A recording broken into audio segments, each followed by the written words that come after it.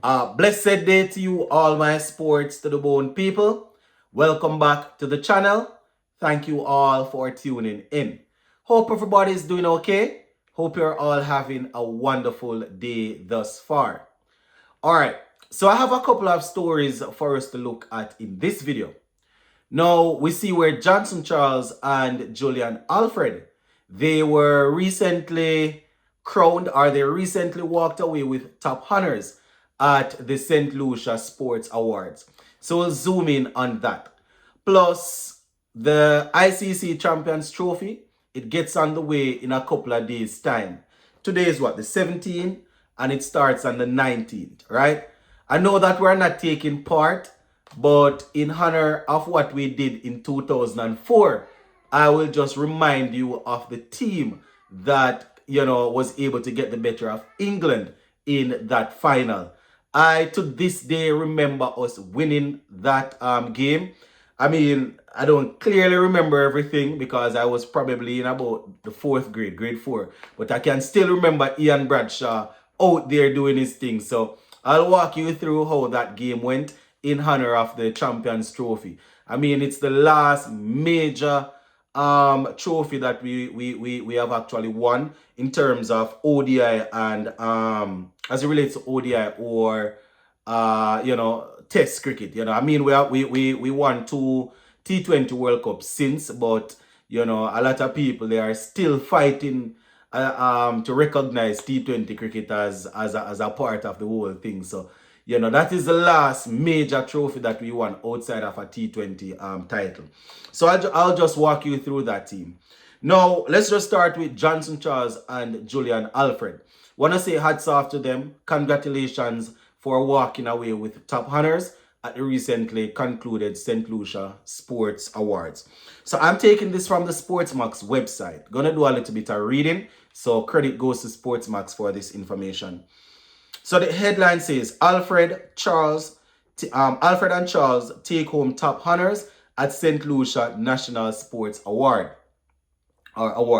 So it says for the second year in a row, Julian Alfred and Johnson Charles were recognized by the St. Lucian Ministry of Youth Development and Sports as the country's senior sports personalities of the year during the 2024 National Sports Award ceremony at the Pavilion Rodney Bay on Saturday evening. So this was a couple days ago. So it says Alfred enjoyed a phenomenal season last year that firmly etched her place in St. Lucia track and field history, right, forever. They say she took home the World Indoor 60-meter title before capturing Olympic gold and silver in the 100 and 200 meter respectively, right? They say, and finished off the year with a Diamond League title in the 100 meter.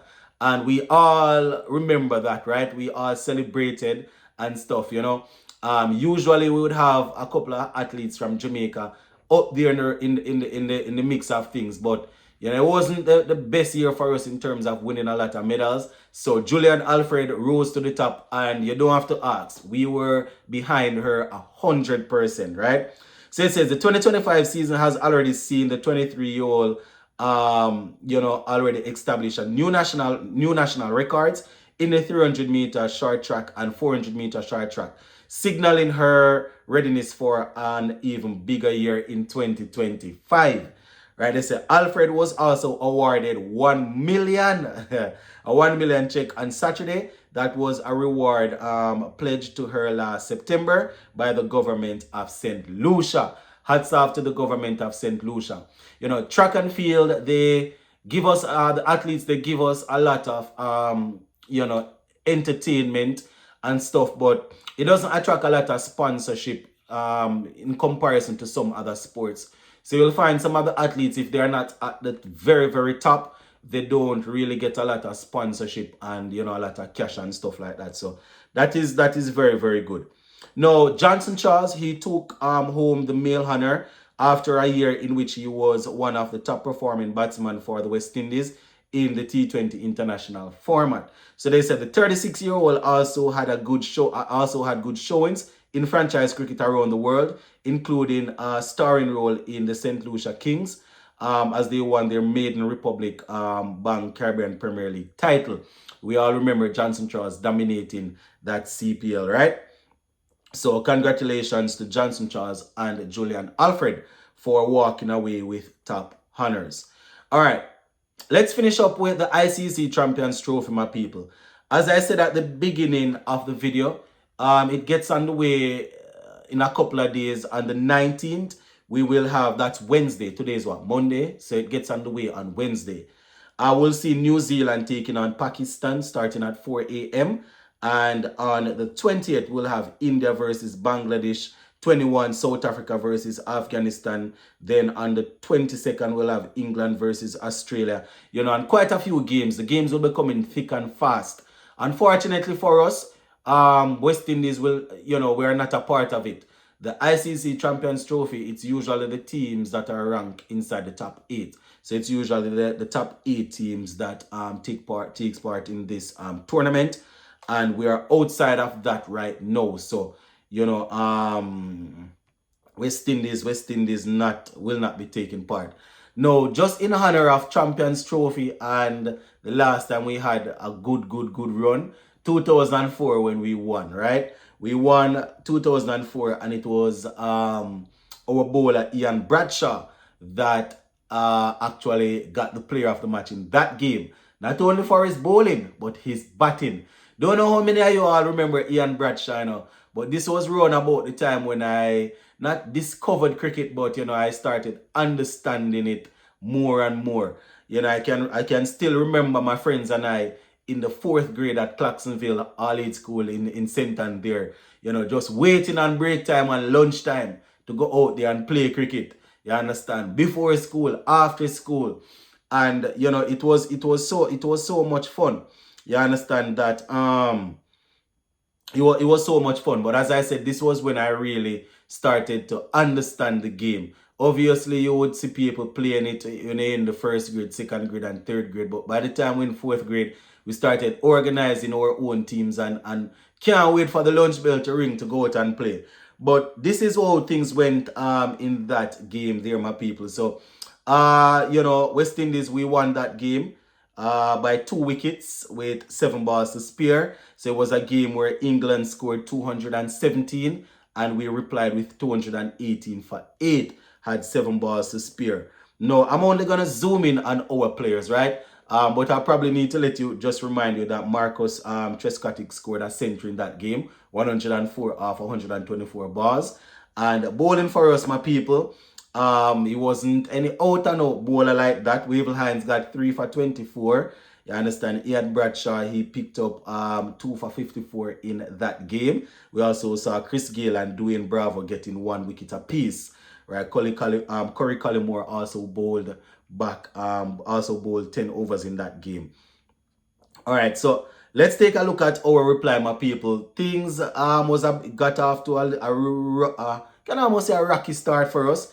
We lost a couple of guys quite early. Chris Gayle made 23 in that game. Wavell Hines made 3. You understand, you know, Sarwan made 5. Brian Lara made 14. Lara was the captain at the time. Shivnarine Chandopal, as per usual, very reliable. He made 47 from 66. Dwayne Bravo didn't trouble the score. Ryan Hines, he made 8. Ryan Hines made 8. I think in the first part there, I told you all that it was actually I think I said Wavell Hines took those. Yeah, it was Wavell Hines that took those wickets. You understand? Seeing Ryan Hines in here, you would think that Ryan Hines was the one that took the wickets, but it was actually Wavell Hines that got those wickets. Anyways, let me just finish up with our batting. You understand? Ryan Hines made 8. Ricardo Powell made 14. I don't know how many people remember Ricardo Powell. You understand? That man was electric in the field, hit the ball real hard. That man was one of the, I don't want to say pioneers of T20 cricket, but because he wasn't really playing when we really got into the T20 stuff like that. But, you know, the way how he played this cricket, I can see him, you know, if he was around this time, you know, he would have been really good.